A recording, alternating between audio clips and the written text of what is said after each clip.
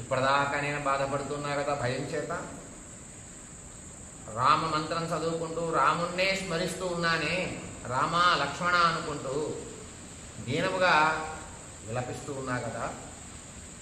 మందమైన స్వరముతో అనేక విధములుగా ఏడుస్తుంది, ఇంకా ఏడుస్తూ ఉంది. ఆ వానరుణ్ణి హనుమంతుని చూడగానే ఇందాకటి వరకేమో రాక్షసులు పీడిస్తూ ఉన్నటువంటి భయం చేత భయపడింది, దుఃఖించింది.